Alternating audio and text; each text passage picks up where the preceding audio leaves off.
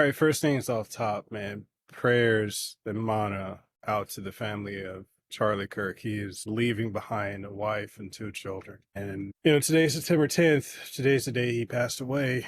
And, we've just been seeing so many upticks and violence that's been happening within this, society as a whole. I mean, I could say within the nation, but, this is happening everywhere globally, whether or not the mainstream media wants to talk about it. I know this is not a typical video that you guys would generally be expecting from me because this is not talking gaming or gaming or tech or podcasting. Those who have rocked with me for many years know that I've done political commentary before. I've been on the left, grew up a Democrat, shifted to Republican, and then shifted to just staying out of politics because of how it can be. It's like a new cult. It's like a religion. And as someone who's 36, going on 37, I remember a time when people didn't really care about politics in the way that they do now, where it is like a virus that's everywhere. You can't talk about anything without politics. You can't even have normal conversations with people without them bringing up politics in some form or shape or fashion. And, I know a lot of people. I know a lot of people who are on the very fringe left, and I know people that are on the very fringe right. And this is not, I'm not trying to make this a left versus right thing or anything like that, but I am terrified of what is going to happen next in this country following the death of that girl last week and today with Charlie Kirk's assassination. I'm very terrified. We have seen basically this country unravel for the last 15 years, honestly, ever since Obama got in office, and a lot of things were pushed and changed. We've seen it unravel in real time, but the unraveling became normalized. It's interesting. We came from, I remember going to school, we did the Pledge of Allegiance, there was patriotism and love for the country. Yes, the country had issues, but there was love for our country and a willingness and desire to make it better. Was there still racism? I mean, racism is everywhere in the world. I know people like to bring up all the issues of the country, like slavery and whatnot, but every group of people on this planet has enslaved someone or a group of people. That is a fact of reality. It's not just one particular group of people. Everybody, every culture and group of people on this planet has done it, if you look at history books. And it's just weird just seeing how many people hate the country, yet they stay here and they profit off of it. They profit off of victimization. It's crazy how mental health has become the scapegoat for so many things now, which is terrifying to see. I remember when mental health was a taboo topic, and now it's become a shield for for any type of accountability. Mental illness is at an all-time high, which is alarming. It is terrifying how many people are walking around that are insanely mentally ill. And because there are no mental asylums and anything like that, these people are just normalized into society. Like, I can't tell you the amount of people that I personally know that are cherishing and praising this man's death. And it's terrifying to me. And I'll say this, I don't know Charlie Kirk. I don't personally know him. I've never met him, right? But the fact that he's leaving behind young children and the fact that, there's so many people that want to say a lot of this stuff about him. If you really look at him in the proper lens, he is probably the most middle of the way conservative.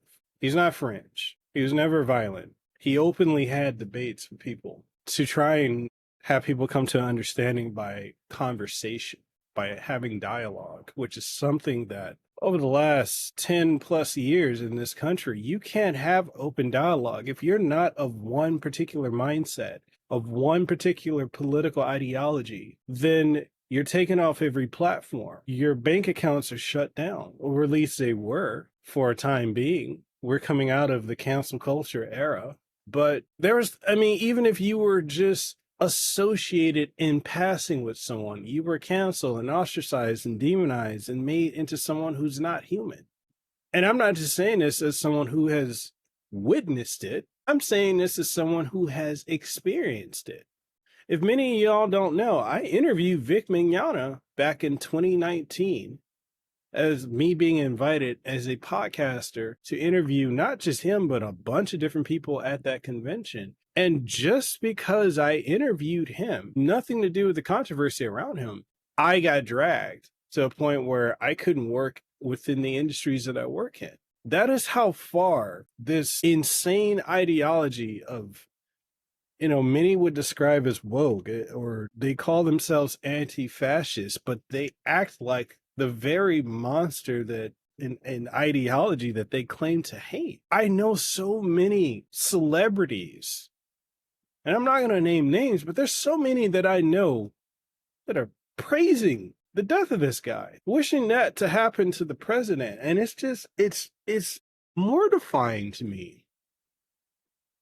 It's mortifying to me that this has become normalized, that this has become mainstream socially acceptable when it should not be. Just because someone has a difference of opinion, a difference of political standing than you should not lose your life over that. I remember back in the day, it used to be if you guys couldn't get along, if you couldn't come to an agreement or an understanding, because you're supposed to listen to understand, not listen to respond. But I remember when you didn't get along with someone, you just or you couldn't align your beliefs or ideals or anything like that. You could literally just be like, okay, cool, this didn't work out.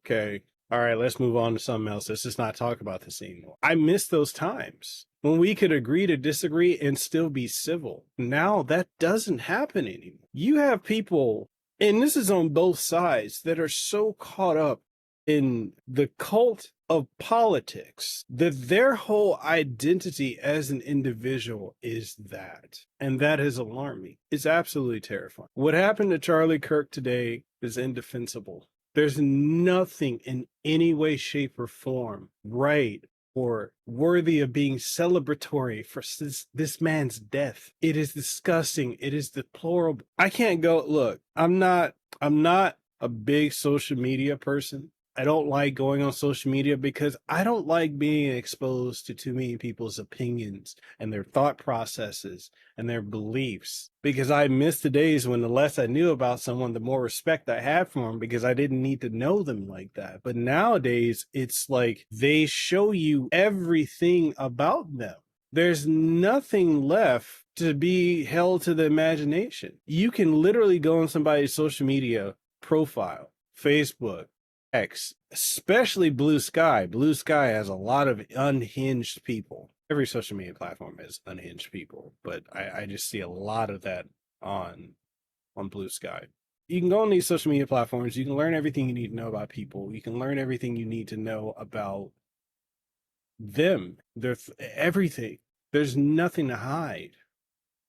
It's right there in your face. And as a father, as a family man, I can't understand why people would be celebratory, especially those who talk about love, tolerance, patience, and all this other stuff. But out of the side of their mouth, they'll talk about punch a Nazi. They're not human. I've had famous people say that to me. Oh, these people, they're not human. They're Nazis.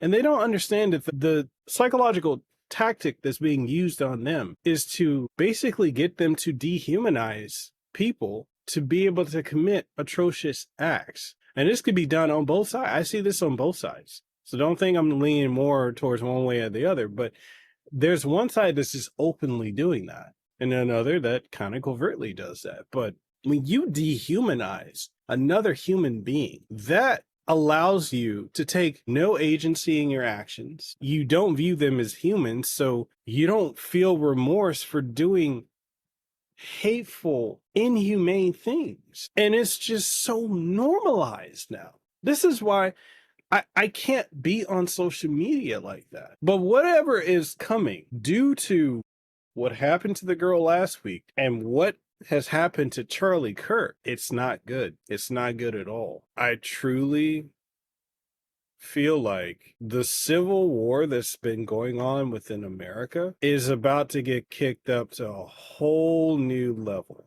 And not only that, but people who maybe just wanted to be left alone and didn't want to get involved in the left versus right thing, after seeing this and seeing the mentally deranged people that are celebrating this man's death, well, I don't want to know.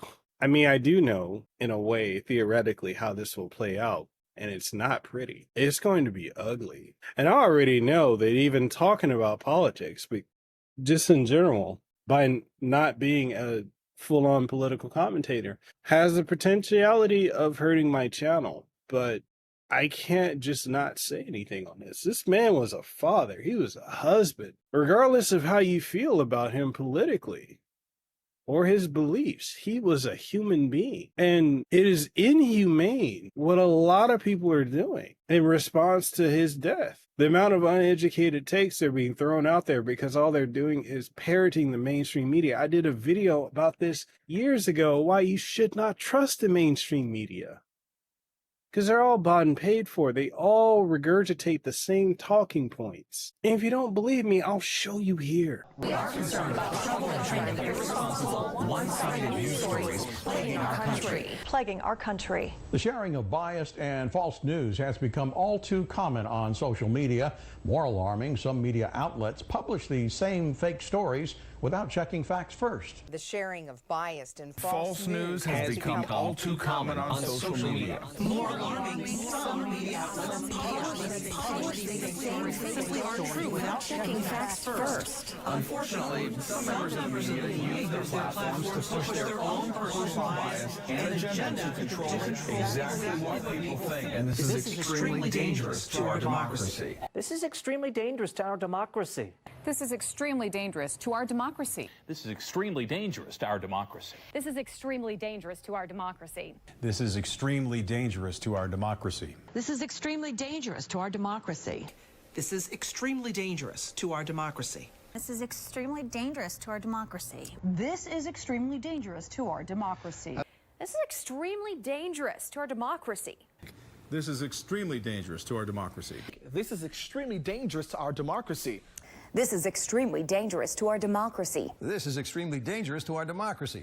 This is extremely dangerous to our democracy. But this didn't need to happen. And for a lot, I feel like this emboldened a lot of people who are on that fringe, who are celebrating this. This really emboldened them. But you radicalized people on the right, and you radicalized people who just want to be left alone. And what's more dangerous than people who are radicalized are the ones who are in the middle who just want to be left alone. Now you made this a bigger problem. Again, my heart and prayers want to go out to Charlie Kirk's family, his wife, his children, his friends, his loved ones. You guys essentially made him a martyr, the side that were actively calling for something to happen and openly doing it on social media. What's coming next? And I'm not involved in that, but as someone who understands psychology and as someone who has studied the art of war and how all these things play out, it's not going to be pretty. And this isn't a race thing either. I know a lot of people have been trying to make it about race with him,